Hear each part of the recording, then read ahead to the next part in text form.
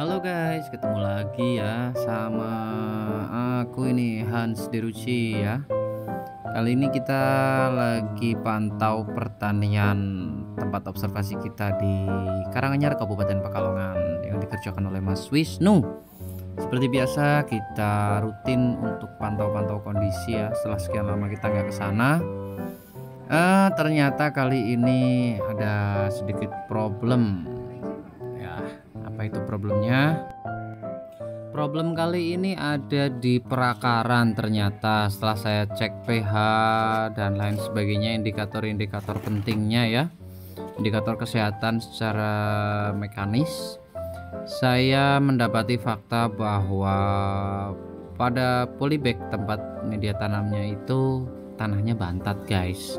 Jadi nutrisi tidak bisa tersimpan dengan baik. Kesalahan utamanya adalah di awal itu media tanamnya ya, kurang beberapa unsur karbon sama rongga pori mikronya itu kurang, sehingga nutrisi yang dimasukkan tidak bisa terserap dengan maksimal. Ditambah dengan cuaca yang ekstrim, panas hujan mas, waktu pancaroba ini jadi begini ya, tanamannya agak-agak keriting. Nanti kita perbaiki ya, kita kasih nutrisi berbagai macam input dari mulai hormon sitokinin pemacu, kalium, nitrat dan lain sebagainya, nanti kita kasihkan ke tanamannya supaya kembali normal.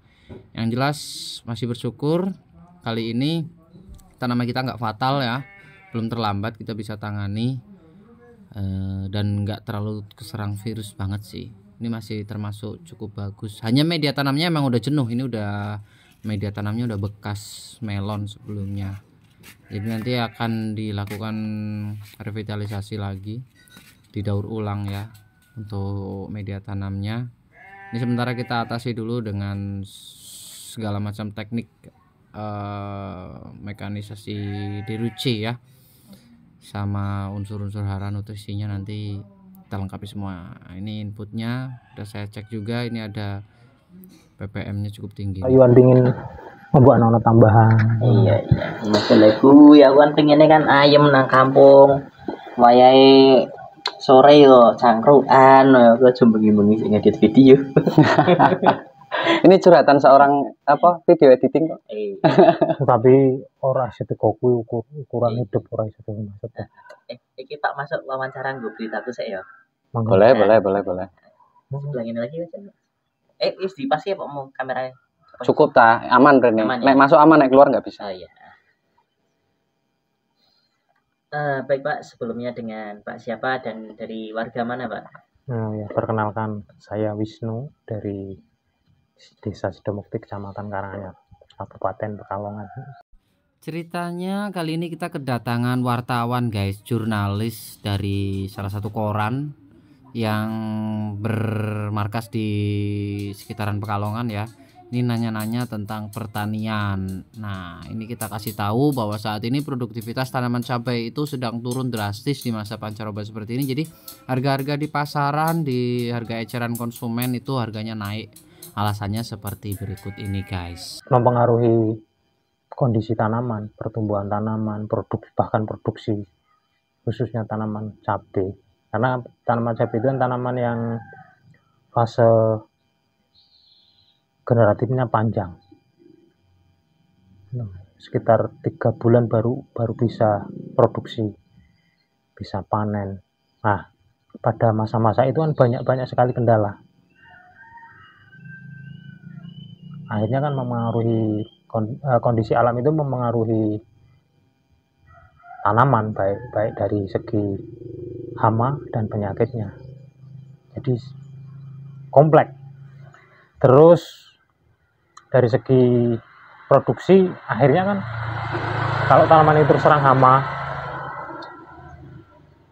produksi pasti akan terganggu. Ditambah penyakit dari jamur, dari fungi, dari bakteri, dari parasit, dan gangguan cuaca, kelembaban dan sebagainya, pasti akan memengaruhi produksi.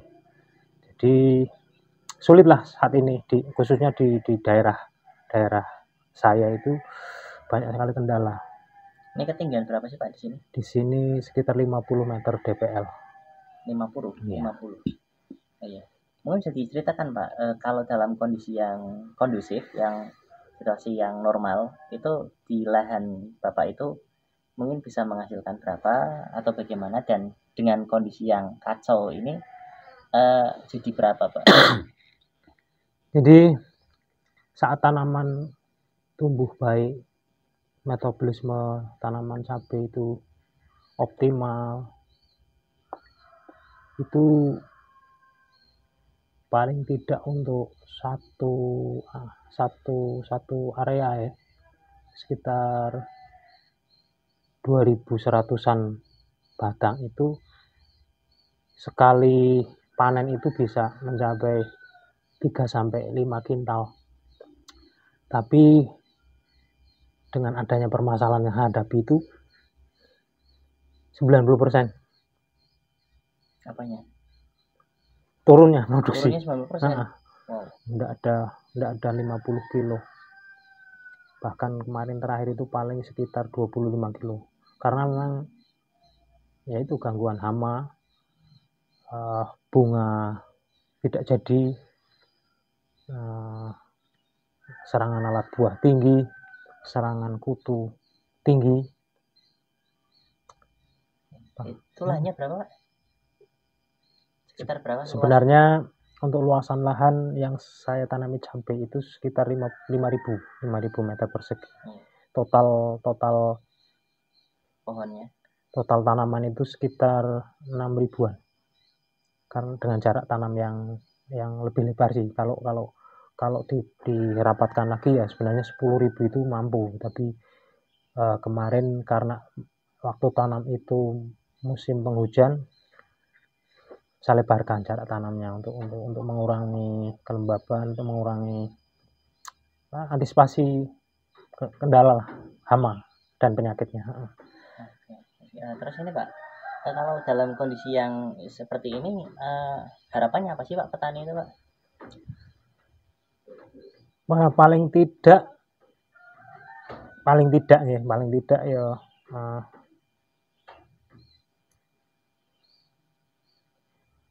harga bersahabat. Okay.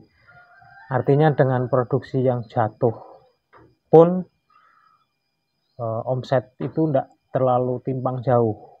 Oke, saat panen 3 kintal dengan harga yang relatif standar, murah, atau dikatakan terjangkau oleh konsumen, seumpama kok 10.000, itu kami dapat berarti 3 untuk per panen seminggu sekali kalau cabai itu. Kalau dengan jatuhnya produksi lebih dari 70%, seharusnya kan kelangkaan produksi, harga jual naik ya. Tapi di tingkat eceran kan terbukti harga mahal, tapi harga dari tingkat petani itu jatuh. Nggak tahu, kata para pedagang sih memang barangnya itu larinya itu enggak semblara, enggak cepet laku lah. Mungkin banyak persepsi karena bulan-bulan haji, jadi satu bulan Legeno itu biar orang Jawa ya, jarang ada orang punya hajat. Itu juga mempengaruhi, katanya nanti selepas, biasanya harga naik lagi itu selepas bulan haji lah, itu biasanya akan merangkak naik lagi biasanya. Terus kondisi alam yang seperti ini, paling tidak peran sarana lah, pemroduksi sarana seperti pestisida, itu benar-benar pestisida yang ampuh lah, jangan klaimnya ampuh tapi dipakai tidak mempan sama sekali kan gitu. Ternyata memang perlu banyak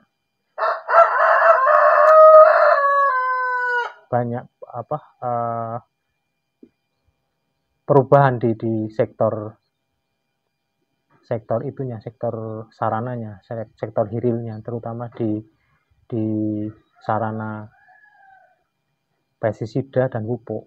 Ternyata memang pupuk itu sebenarnya masalah. Kami ndak pakai, tanaman ndak begitu baik. Dipakai kadang-kadang sudah harganya mahal tapi ndak ada efek yang positif di tanaman. Ya, Pak, saya potong dulu Pak ya. Ya. Nah, ini kan tadi sudah saya tangkap ya untuk permasalahannya ya. Ada berbagai macam kendala, kemudian turun yang drastis sampai 90%. Ya. Itu di berita fantastis itu. Turun 90% itu fantastis di berita. Nah, untuk Pak Penyuluh. Ini untuk berita, tolong singkat padat jelas ya. Oke. Struktur rapi. Oke. Sebentar. Sebenarnya dengan Pak siapa dan selaku apa Pak? Baik, perkenalkan nama saya Handono Wari. Kami dari perusahaan pupuk organik cair Diruci Agrikultur. Saat ini kami juga bersinergi dengan Dinas Pertanian Kabupaten Pekalongan, terutama dengan bidang penyuluhan sarana dan prasarana pertanian.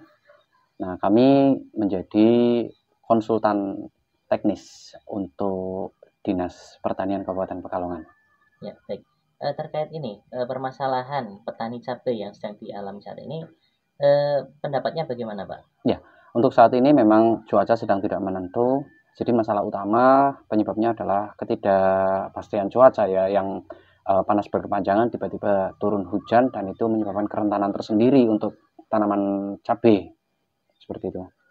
Juga tambahannya banyak parasit-parasit dari mulai virus, jamur, dan bakteri serta kutu-kutuan yang menjadi faktor resisten ke tanaman cabai itu sendiri sehingga menurunkan produktivitas. Dari sudut pandang sebagai penyuluh, Pak, kalau kejadian seperti ini tuh solusinya bagaimana ataupun pesan-pesan yang mungkin harus disampaikan kepada para petani, Pak? Baik. Untuk solusi dari permasalahan tersebut, yang pertama adalah menjaga kebersihan lahan, terus juga kestabilan pengairan dan sistem pakan dan nutrisi. Nah, terutama kita harus memasukkan nutrisi-nutrisi organik yang alami sehingga bisa meningkatkan imunitas tanaman, juga untuk kebaikan jangka panjang di pertanian itu sendiri. Seperti itu.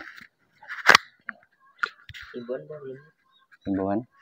Ya, kami menghimbau kepada segenap petani, pelaku pertanian baik yang skala besar maupun skala kecil, untuk tetap berhati-hati di cuaca ekstrim pancaroba seperti saat ini, dan juga kami berharap terus mengembangkan pertanian organik karena untuk kebaikan ekosistem kita jangka panjangnya ke depan, karena kita perlu mewariskan pertanian yang baik serta tanah yang sehat untuk anak cucu kita nanti ke depannya. Seperti itu. Terima kasih, Mas.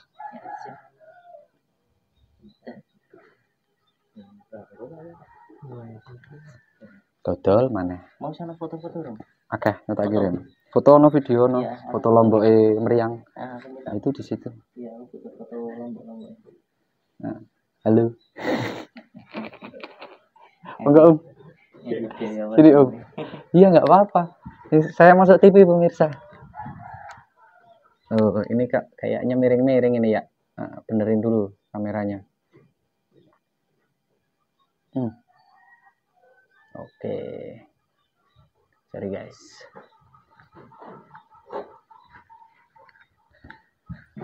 Oke guys. Ini aku dari Jawa. Iya. Ini aku sudah kalong. On dari tadi. Jadi kan nanti kita kasih tahu ke publik kalau kita selama ini juga serius ya menangani pertanian. Ini kan untuk konten Diruci ya. Ini mitra kita ini Pak Wisnu agak kesinian lagi Pak biar masuk frame ya tadi. Nah, jadi ada kamera.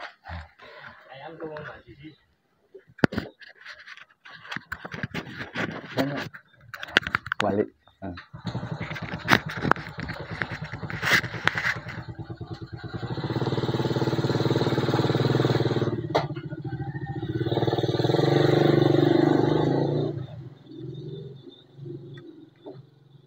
Iya, aku ngomong 90% ekstrim. Ya memang nyata kan, tapi memang nyatanya turun segitu, nggak apa-apa.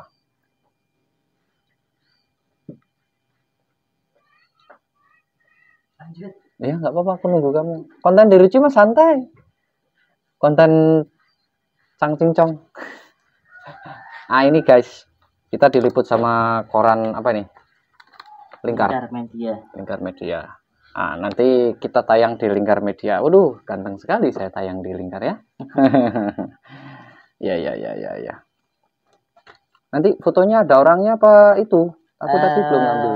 Foto tanaman satu, kalau mau ada foto orang boleh, tapi aku bingung posennya memang apa. Ya udah, ini lagi kerumungan aja, kita dipoto Gitu. berdua.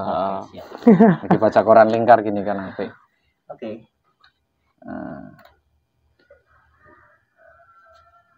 Benar. Ada kamera. Saya lagi ngobrol.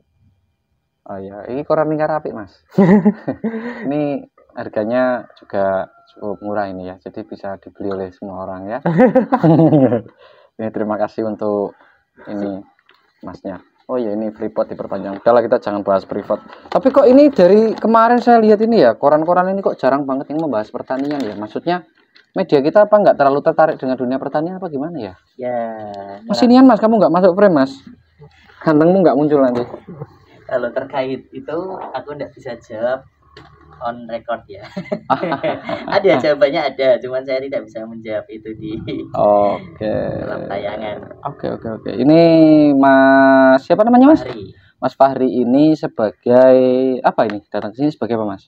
Sebagai wartawan. Wartawan ya. Yang memang juga punya ketertarikan di bidang pertanian ya. Di rumah nandur juga mas? Kalau nandur ada 1-2 polybag batang. Oh iya. Yang penting nanam mas. Ada. Yang penting nanam. Spesifiknya tomat itu ada sekitar 4 pohon. Tomat ya. Sama pohon barteh itu ada beberapa. Secara liar ya. Ya jadi aku hanya punya kotaan itu 1,5 kali mungkin ya. Itu memang tak isi dengan kotoran ayam sama kotoran kambing karena di rumah sana memang ada. Tak taruh-taruh, tak sebar bibit secara random, tidak rapi, dan itu sekarang berbuah. Kayak gitu. Nah memang ya itu, memang saya memang ada harapan ketertarikan untuk bisa terjun ke dunia pertanian. Itu walaupun memang dipandang sebelah mata bagi generasi sekarang mungkin ya, dipandang sebelah mata, tapi faktanya ketika saya membaca banyak informasi secara internasional itu banyak perusahaan-perusahaan besar itu sudah mulai merambah ke dunia pertanian. Karena yang namanya pangan itu sampai kapanpun harus ada dan tidak akan pernah bisa hilang. Nggak ada matinya ya kan? Ya betul. Karena manusia itu butuh banget yang namanya makanan. Ya. Mau banyak uang nggak ada makanan apa ya kan? Nggak bakal hidup gitu. Seperti itu. Dan memang potensinya kita di Indonesia itu memang harusnya bisa memainkan itu. Karena kita di negara tropis, kita bisa ekspor. Nah, jadi nanti kita bisa kaya seperti itu. Ya. Secara garis besarnya. Nah, di dalam siklus ekonomi pasar global dunia pertanian sendiri, kenyataannya nggak semudah teori itu, Mas. Jadi banyak sekali ada intrik-intrik politik global, kayak kemarin itu kena corona ya. Kita nggak bisa ekspor dengan dalih ini dan itu. Karantina tanaman lah ya kan, terus sertifikasi itu juga menjadi hambatan tersendiri, dan entah ini siapa yang bisa menyelesaikan permasalahan sertifikasi pertanian kita, nggak ngerti mau sampai kapan kayak gini terus ya. Ada alasan porang kurang tipis lah, apa chipnya ya, apa kurang kering, apa banyak banget ini permasalahannya. Setidaknya kita ini memulai dari bawah, dari dalam, dari kemampuan kita sendiri untuk menguatkan seperti yang tadi saya sampaikan ke berita itu. Kita ini perlu meningkatkan kapasitas kita, fungsinya untuk mencukupi kebutuhan kita sendiri dulu. Jadi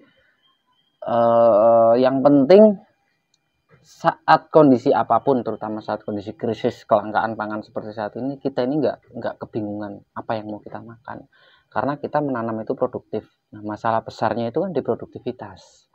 Makanya salah satu solusi produktivitas pertanian itu ya di input. Jadi jangan hanya membahas atas aja ya Mas ya.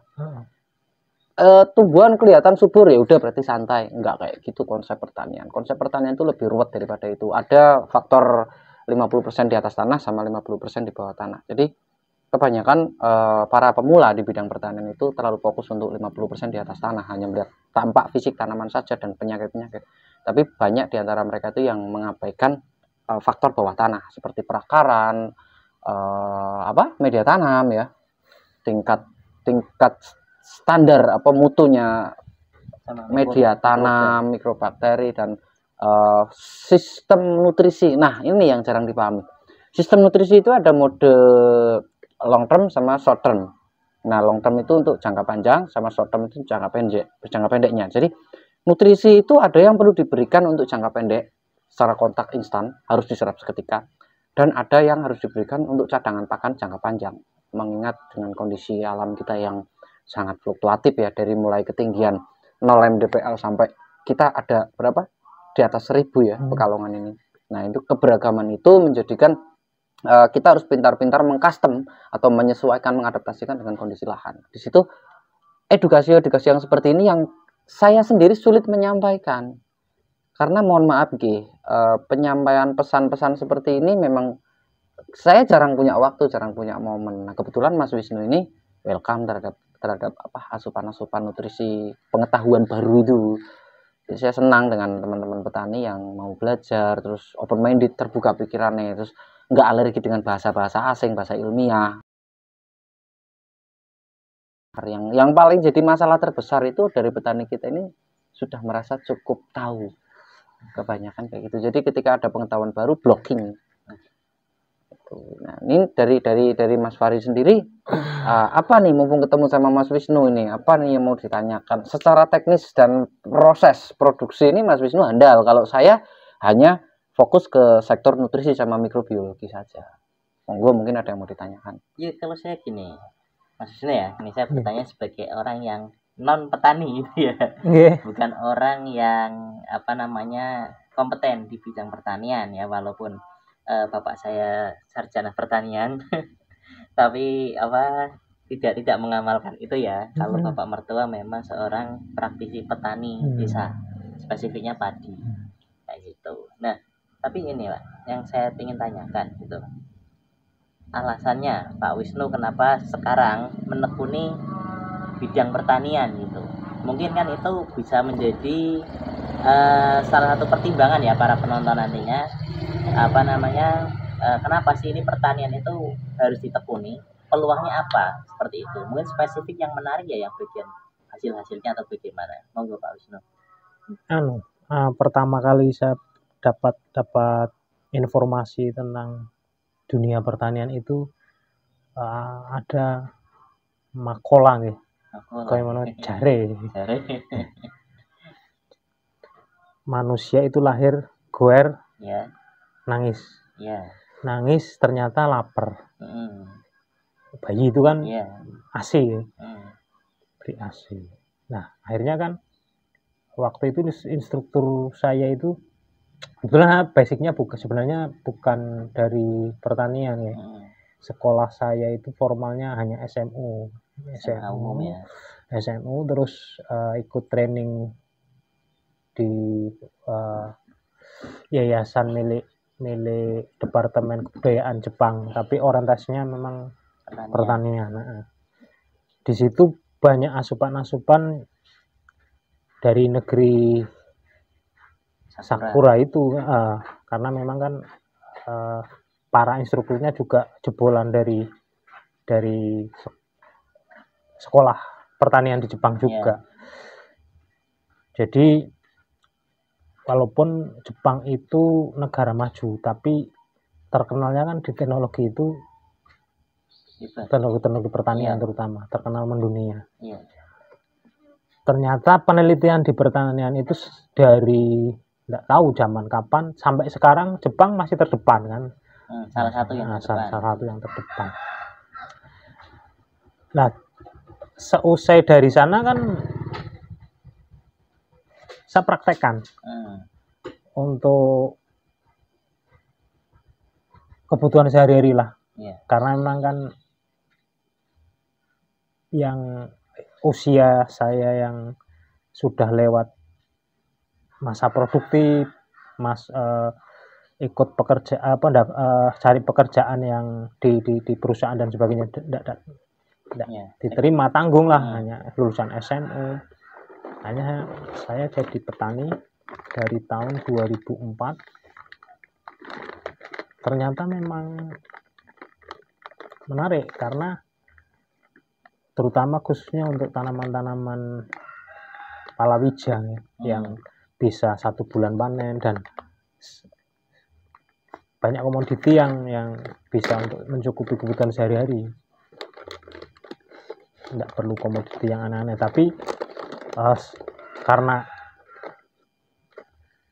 ada ketertarik, ada sisi yang menarik di komoditi, beberapa komoditi, di antaranya melon, semangka, cabai itu kalau pas harga bagus kan katanya kan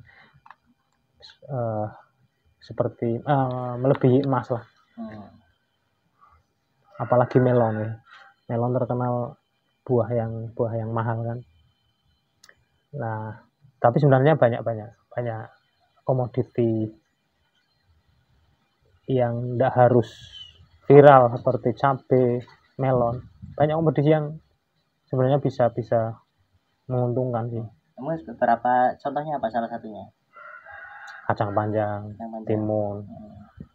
Nah, dengan kondisi alam Indonesia yang begitu kaya sumber daya alamnya, terutama di sektor pertanian, di tanahnya, sumber daya alam di tanahnya. Jadi kendalanya hanya overproduksi panjang di Indonesia, overproduksi kan, seperti kacang panjang, timun, bahkan mungkin cabai di tanah-tanah tertentu memang di Indonesia bisa mudah ditanam, bagus produksinya. Saat musim terbaik orang tanam semua, harga turun, akhirnya harga hancur, karena memang market Indonesia masih kalah dengan negara-negara lain untuk paling eksportir kita itu paling komoditi tertentu. Bahkan untuk padi pun, untuk beras pun paling sedikit ekspor beras. Bahkan kita kan yang impor kan.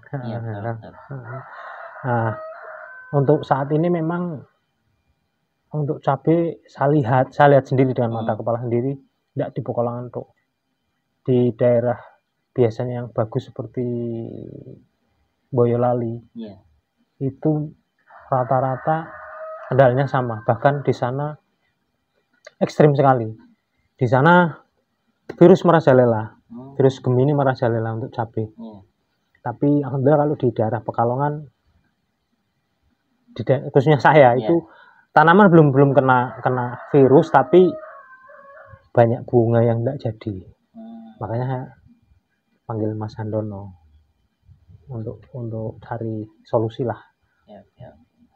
Masih bisa diproduksi, masih bisa untuk diprospek kok cabenya, masih bisa. Tadi yang pertanyaan saya belum kejawab, mungkin bisa disampaikan ini ke penonton itu.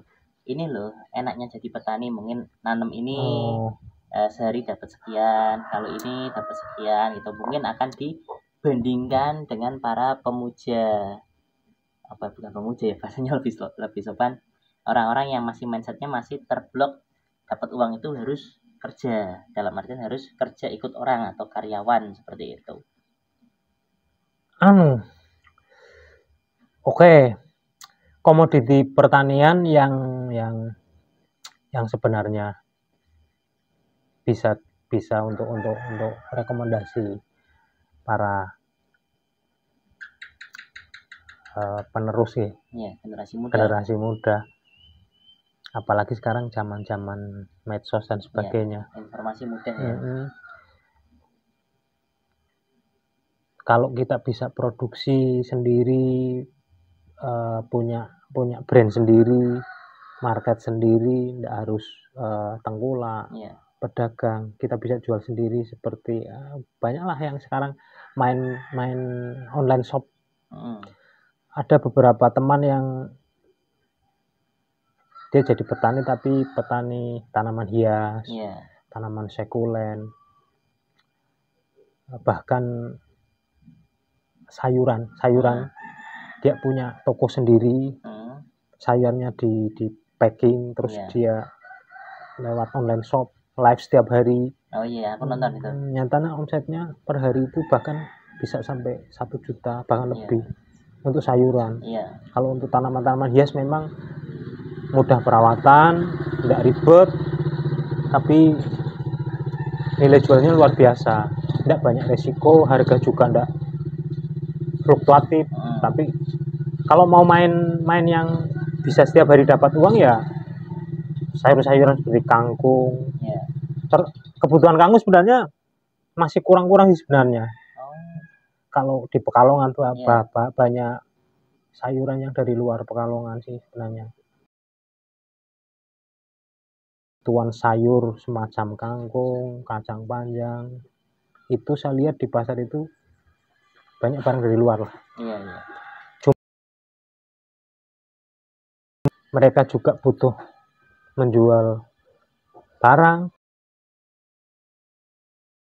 produksi pedagangnya itu masih mindsetnya masih harus menerima dari sana. Iya.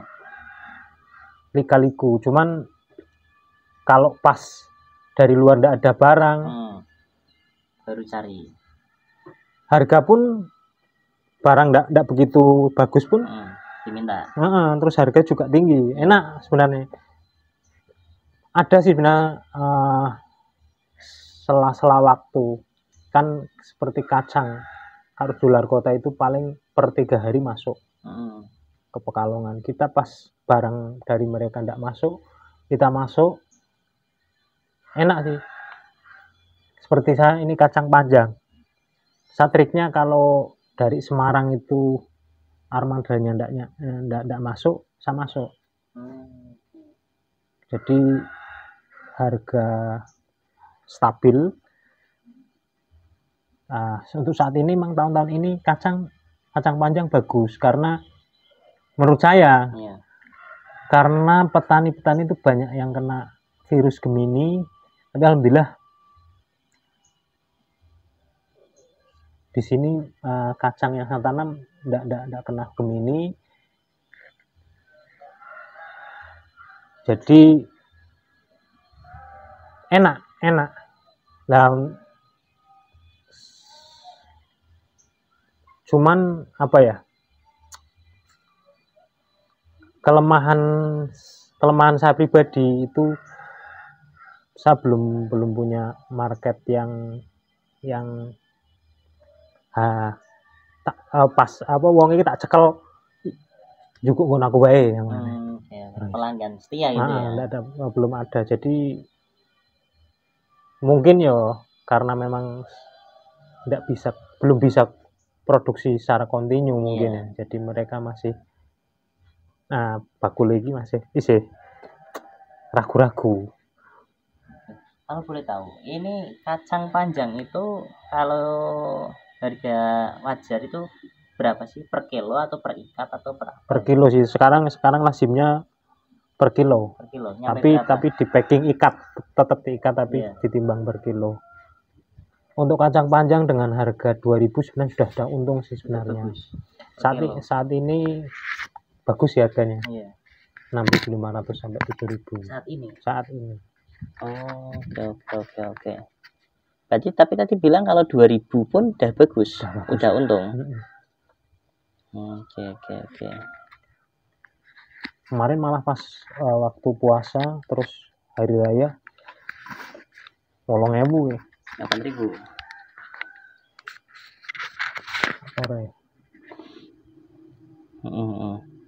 Nah, terus ini diceritakan tadi seperti yang tadi.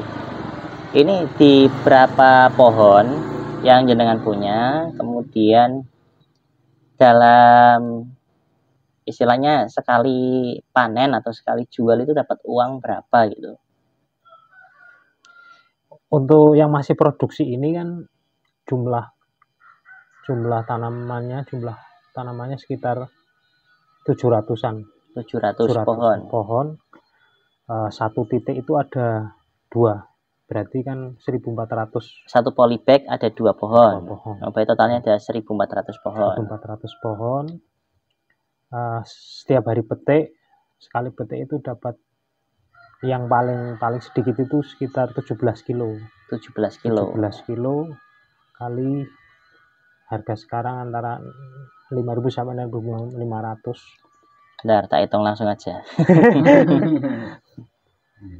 Paling sedikit 17 kilo, katakanlah harganya 5.000 gitu ya. 5.000. Oh iya, dapat uang 85.000. Oke. Nah, itu mungkin bisa disampaikan juga dari awal tanam sampai bisa dipanen itu berapa lama waktunya? Kalau kacang sekitar 38 hari. 38 hari. Dari awal nyeblok gitu. Biji kan bisa langsung stabil lah kalau kacang. Iya.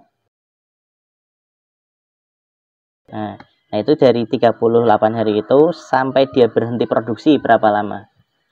Sekitar 80 hari itu. Enggak, dari awal sih. Dari awal. Berarti berapa? Dikurangi 30 hari, berarti 150 hari. Hidupnya totalnya. Oh, masa-masa produktifnya. 150 hari. 150 hari. Sekitar 5 bulan berarti. Benar ya? 150. Yep. 12 sekitar 2 bulan setengah. 2 bulan setengah. 2 bulan setengah. Kalau produksinya berarti ya rata-rata petani umum itu 2 bulan ya. 2 bulan petani umum. Tapi kalau intensif bisa sampai 3 bulan tembus. Tetap produksi terus. Tergantung asupan juga, tergantung nutrisi. Oke. Nah itu dengan merawat pohon 1.400 itu butuh berapa orang? Satu orang toh. Itu estimasi dalam sehari itu memakan waktu berapa lama untuk perawatan dan lain sebagainya lah, untuk kegiatan rutin yang kondisi normal ya.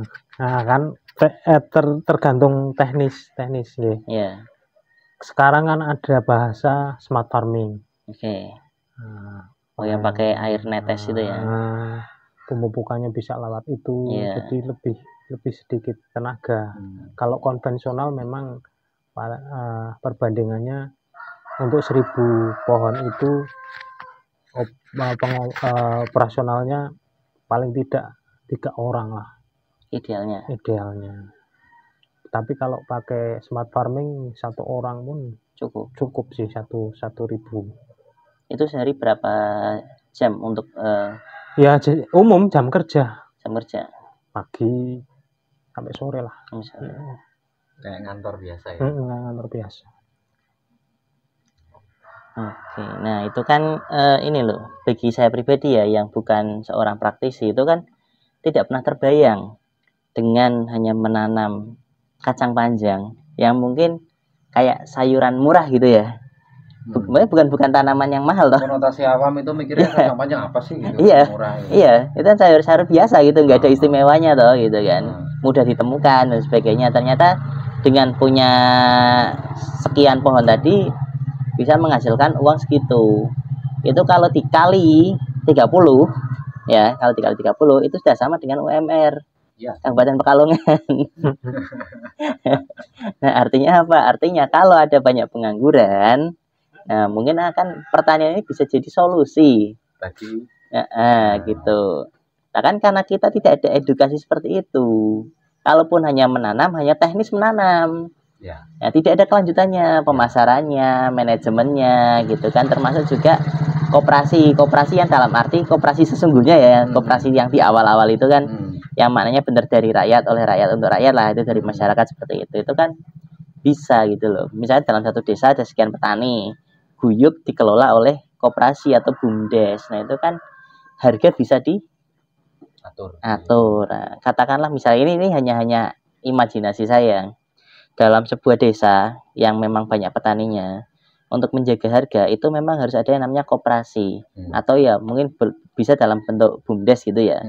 Contoh, ketika harga anjlok mau dibeli tengkulak dengan harga anjlok, lah disitulah koperasi berperan. Akan saya beli dulu dengan harga yang umum gitu, jadi tidak anjlok. Nah kayak gitu. Jadi tengkulak pun mau bermain agak susah karena ada penolong. Pemerintah, Kementerian Koperasi, Kementerian Pertanian, dan pemerintah desa ya khususnya. Dengerin tuh kata anak muda, jangan cuma minta saran orang tua aja, anak muda juga punya ide.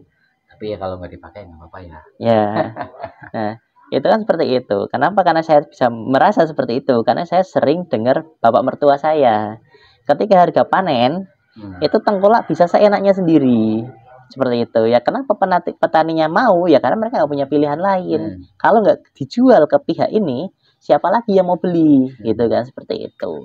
Nah maka solusinya yaitu ada koperasi, orang yang mau pihak atau pihak yang mau menalangi ataupun membeli dengan harga yang wajar untuk menjaga kestabilan harga. Jadi tidak ada istilah petani nanti harganya anjlok. Kalaupun mau anjlok akan di cover oleh koperasi ataupun yang tadi aku ada bayang mungkin bentuknya bumdes seperti itu ya, seperti itu. Jadi kan enak bareng kayak gitu. Itu aja sih. Iya memang permasalahan petani itu pakai masuk di sektor hilirisasinya. Jadi hilirisasi itu kan ada beberapa konsep, hilirisasi makro dan mikro. Hilirisasi mikro itu kan yang langsung kontak antar pedagang dan pembeli atau perantara.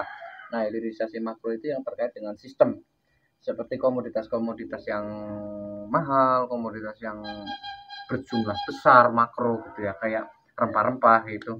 Nah, aturan-aturan dan regulasi-regulasi yang ada itu masuk ke dalam sistem hilirisasi makro itu yang kadang menjadi hambatan tersendiri, kayak petani harus mengemas, harus meracik sedemikian rupa produk outputnya. Nah, itu tanggung jawab siapa untuk edukasi itu kan ya, yang kita pertanyakan selama ini yang nggak ada jawabannya atau belum ada jawabannya. Tugas menata, membenahi dan mendidik petani itu tugas siapa? Jangan hanya diajarkan untuk bagaimana menanam yang baik, tapi bagaimana mendapatkan uang dari hasil tanamannya. Terus perlindungan sosial, baik itu perlindungan sosial kesehatan, perlindungan sosial ekonominya petani, itu siapa yang akan mengcover? Selama ini kan itu tidak pernah diwacanakan, tidak pernah dikerucutkan dalam satu pembahasan, kecuali pada saat kondisi El Nino, puncak El Nino kayak kemarin, tiba-tiba saja, mohon maaf nih, kayak TV One kayak apa gitu, tiba-tiba pembahasan langsung ngumpulin petani, dan yang diundang itu bukan petani asli, itu petani-petani berdasi yang mereka taunya hanya sistem makronya saja. Mereka diundang diskusi-diskusi tentang pertanian. Ya wajar sih mengundang petani berdasi karena memang kan forumnya forum nasional di lensa TV nasional. Jadi memang harus melibatkan orang-orang yang berpendidikan dan agak-agak jenius lah. Formal. Nah, cuman masalahnya ini saya sendiri sebagai petani muda, walaupun lahan saya cuma 100 meter persegi ya, itu gimana ini? Maksudnya langkah kedepannya kita tuh gimana? Jangan kita disuruh menanam, tapi ketika ada masalah, semua orang lempar-lemparan topik, ini salah kamu. Ini kepiye gitu ke depannya? Kita petani mau gimana? Apa mau selamanya seperti ini? Nasib petani muda, petani milenial ini juga akan digantungkan ke siapa? Apakah kita harus menggantungkan diri kita sendiri, harus mandiri? Apakah petani tidak ada jaminan sosial, jaminan masa depan, gitu kan? Sore ini. Mas Wisnu sendiri yang merasakan di problem hilirisasinya itu gimana selama ini? Hilir lah. Penjualan pada saat penjualan akhirnya, hasil akhir. Kan ya banyak cukong-cukong juga sih. Terus permainan pasar itu kan, harga pasar petani tidak bisa menentukan sih. Seperti biaya produksi, katakanlah untuk pengembalian modal itu seumpama setidak-tidaknya itu gabah kering panen itu paling tidak sekarang itu di angka 7.000 mungkin ya. 7.000 itu petani baru balik modal. Nyatanya pemerintah mengeluarkan harga batasan, harga terendah, harga minimum harga gabah kering panen seumpama berapa sekarang? Lah 8.000 apa 9.000. Nyatanya di tingkat petani enggak juga. Jadi penentuan kebijakan itu tidak selalu berhasil di lapangan ya. Karena enggak tahu ya. Kendalanya ya banyak mafia juga sih. Iya. Oke, pemirsa, buat PR kita bersama bagaimana menyelesaikan mafia pertanian. Seperti itu dulu kita. Oke. Terus timpangnya yo sayuran. Nah, gimana tuh? Seumpama konsumen beli kacang panjang setengah kilo kan nanti walaupun saya jual 1 ikat 1 kilo, tapi nyatanya di ecer kadang 1 ikat enggak ada setengah kilo. Yang bahkan enggak ada 1 kilo. Kalau enggak dirubah paling dilolos ya, dilolos. Di harga saya jual seumpama 5.000. Harga ecer 9.000 10.000. Mereka mengklaimnya oke dapat menurut pandangan saya dapat 100%, tapi klaimnya mereka banyak risiko. Iya sih. Busuk gitu ya. Busuk. Nggak laku. Sisa. Nggak tahan simpan. Iya. Ya karena itu berarti kalau nggak tahan simpan berarti efek dari jeleknya pupuk yang tersedia di pasaran juga. Kualitas pupuknya kalau secara teknis oke, kalium bisa memperbaiki daya simpan katanya. Saya beri bukan kalium. Saya beli kalium di pasaran, bahkan pupuk yang katanya pupuk premium, pupuk non subsidi katanya lebih bagus, bahkan pupuk subsidi enggak ada sih, kalium yang disubsidi enggak ada sih. Nyatanya barangnya rata-rata semua bukan dari saya tok. Enggak tahan simpan. Berarti tidak terbukti gitu ya. Iya, Banyak faktor distribusi, Mas. Jadi kan kalium itu kan mudah menguap. Produksinya tanggal kapan, dikirim ke lapangan sekian bulan, ditandon di tempat pengecer sekian bulan sampai di tangan petani. Mungkin itu juga sudah mengalami penguapan, tereduksi nutrisinya sampai di lapangan itu sudah tinggal sekian persen. Karena nutrisi sudah menguap, dan sistem distribusi sarana prasarana pertanian sendiri kan sebenarnya masih harus dipertanyakan. Sudah efektif belum sistem distribusi untuk saprodi tani itu? Mau serang mana nongko Pak? Sing 2.000 nih. Dilarang Pak Sabtu biasa aja. Yang kurang gimana? Ini kan ngirim produk dikasih. Yang penting ini. Oke, kita closing dulu guys. Untuk kita semua, apa nih kesimpulan? Ya kesimpulannya kita tidak bisa banyak menaruh harapan kepada pemerintah ya, karena pemerintah itu juga isinya manusia kayak kita. Ada yang benar, ada yang kurang benar gitu. Tapi jurang nih pemirsa. Ya. Oke. Itu sebabnya ya kita sebagai masyarakat juga harus berperan aktif lah, seperti itu. Itu aja. Mandiri ya. Iya. Tapi SIL kasusnya belum selesai guys. Nyeret. Iya, dikit-dikit nggak apa-apa. Tapi kan dia udah terpidana. Kalau belum terpidana saya mah pencemaran nama baik. Oke.